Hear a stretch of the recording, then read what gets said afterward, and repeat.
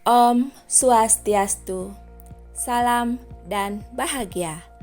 Perkenalkan, saya Niwayan Sukerni, calon guru penggerak Angkatan 11 dari SD Negeri 2 Gubug, Kabupaten Tabanan, akan memaparkan koneksi antar materi, kesimpulan dan refleksi modul 1.1. Pendidikan dan pengajaran adalah dua hal berbeda. Pembelajaran adalah bagian dari pendidikan.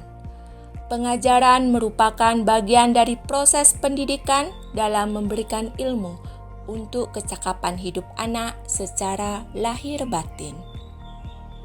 Pendidikan pada hakikatnya adalah menuntun atau memberi tuntunan terhadap segala kekuatan kodrat yang dimiliki anak agar mencapai keselamatan dan kebahagiaan setinggi-tingginya, baik sebagai manusia mandiri maupun sebagai anggota masyarakat.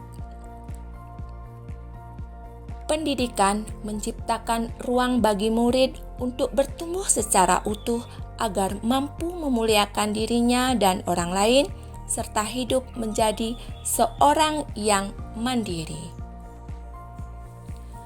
Pertanyaan yang pertama, apa yang Anda percaya tentang murid dan pembelajaran di kelas sebelum Anda mempelajari modul 1.1?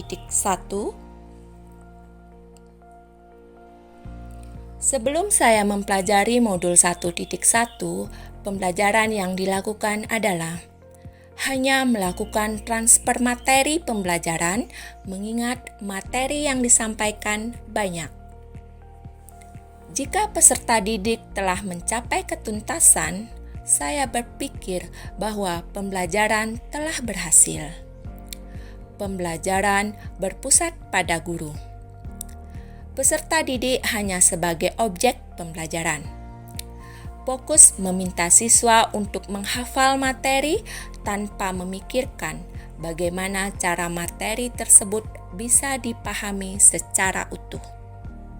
Sehingga saya sering merasa gagal jika banyak siswa yang tidak tuntas setelah melakukan evaluasi. Pertanyaan yang kedua, apa yang berubah dari pemikiran atau perilaku Anda setelah mempelajari modul 1.1?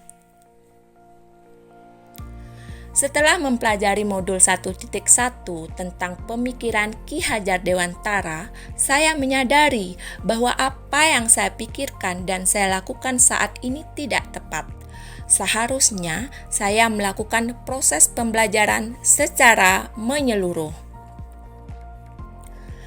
Melakukan proses pembelajaran yang menyeluruh meliputi aspek pembelajaran kognitif, afektif, psikomotor, sosial budaya, dan spiritual. Murid bukan sebagai objek pembelajaran, melainkan sebagai subjek pembelajaran. Guru sebagai fasilitator dalam pembelajaran. Setiap murid diberi kesempatan untuk tumbuh sesuai dengan kodrat alam dan kodrat zaman. Guru harus memahami karakteristik peserta didik.